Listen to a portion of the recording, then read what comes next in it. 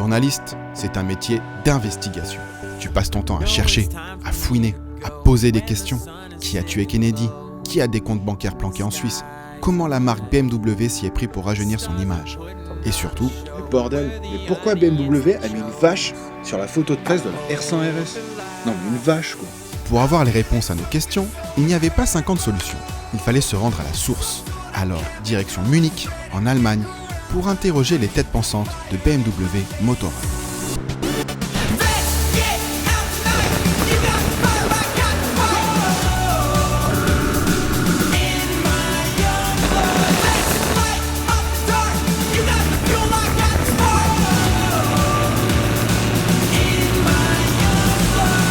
Bon, comme on n'est pas complètement con, on a décidé d'y aller en R1200 RT.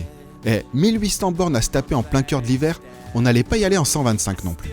Et puis, c'était l'occasion rêvée de savoir pourquoi cette GT est souvent considérée comme la meilleure du marché. D'emblée, on hallucine sur la prise en main et la maniabilité de cette machine imposante. Matez-moi un peu la taille de la face avant. Et pourtant, la RT passe avec aisance d'un virage à l'autre et se dirige du bout des doigts. Sur la balance, l'Allemande affiche 282 kg tout plein feu, soit 32 kg de moins qu'une Triumph Trophy et 24 de moins qu'une Yamaha FJ. Bien protégée par une large bulle réglable électriquement, confortablement installée sur une selle moelleuse, les mains au chaud grâce aux poignées chauffantes, de la musique sur les haut-parleurs, on pourrait rouler comme ça des heures et des heures.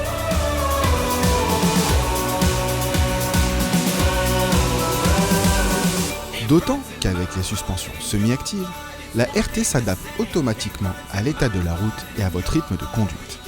Une nouvelle fois, on est agréablement surpris par la tenue de route irréprochable et la rigueur de la partie cycle de cette grosse GT. Munich, c'est pas vraiment la porte à côté. Alors même si c'est plus monotone que les petites routes, on a été obligé de bifurquer sur l'autoroute, histoire de gagner du temps. Bah c'est cool en Allemagne, c'est que l'autoroute, tu peux aller à fond. Allez, c'est parti, voie de gauche, clignotant, on met la bulle en position haute. Ouh, 220, ça bloque. Oh putain, c'est bien l'Allemagne. Enfin, nous arrivons à destination. C'est ici que se trouvent les bureaux de BMW. Juste à côté de cette grande tour, on trouve le musée ainsi que le Welt, un grand bâtiment au design étonnant qui expose au public les dernières créations de la marque bavaroise. En bon touriste, on est d'abord allé faire un tour dans le musée.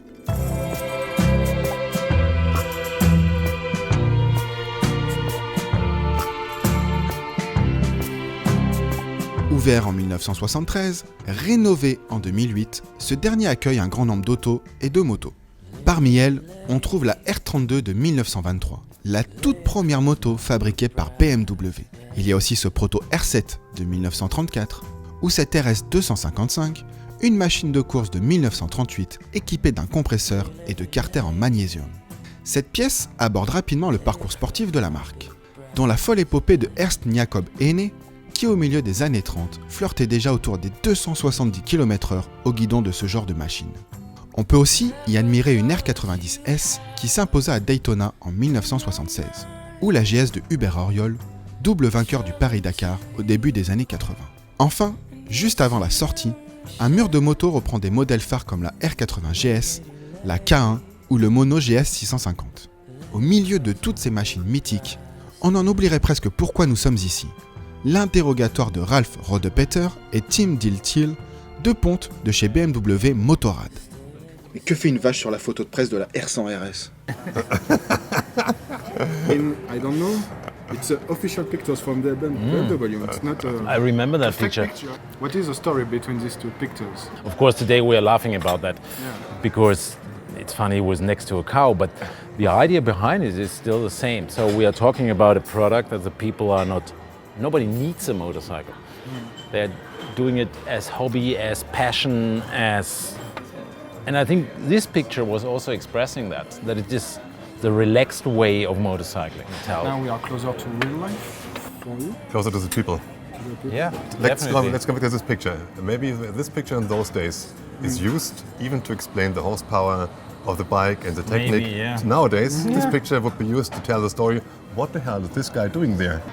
For you, what was the image of BMW in the 90s?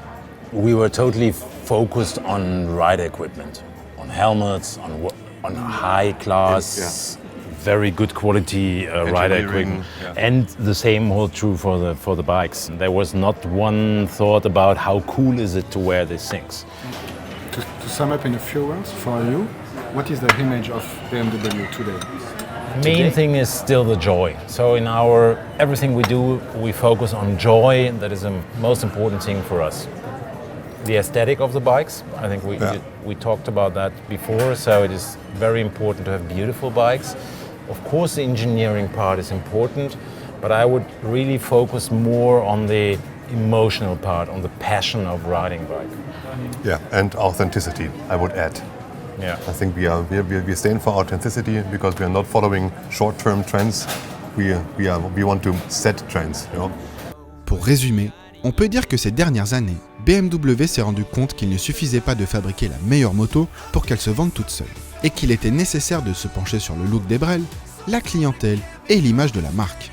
Une marque qui a pris un bon coup de jeune grâce à des campagnes de pub bien dans l'air du temps, et la sortie de machines comme la S1000RR, la S1000R et bien évidemment la Nike.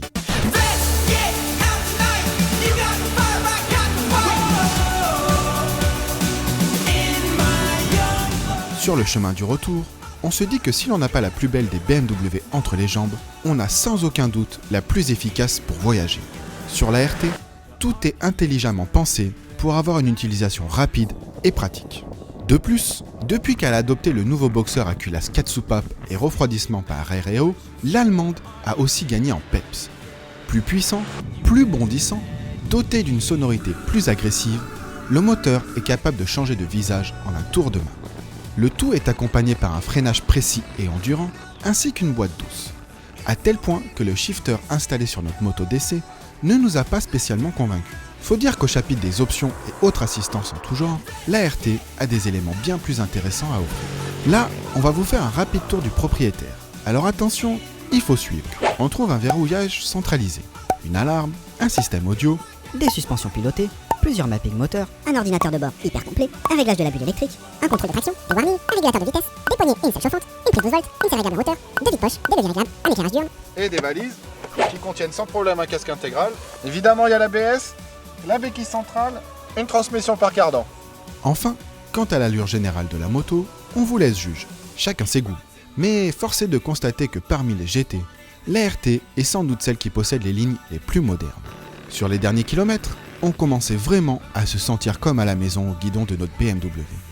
Car malgré quelques défauts, comme un tarif full option qui fait bien mal au cul, cette grosse GT est une vraie réussite. La preuve, c'est qu'elle attire la convoitise de spécialistes de ce genre de moto. Et s'ils n'avaient pas eu leur uniforme sur le dos, on aurait pu se demander si ces 4 lascars ne nous filaient pas le train pour nous piquer notre belle RT. Harassé, mais fier d'avoir mené à terme son investigation, notre journaliste est déjà sur la brèche, prêt à retourner sur le terrain pour de nouvelles aventures. Ouais, je viens de faire 2000 bandes dans le froid. Alors la prochaine enquête, c'est pas pour tout de suite. Sur la BMW R1200 RT, on a aimé ses incroyables capacités de voyageuse, l'agilité de la moto, l'ergonomie des commandes, le confort et la protection, la molette pour naviguer dans le menu. On n'a pas aimé le tarif exorbitant de la moto full option et qu'il n'y ait pas de commande rétro-éclairée.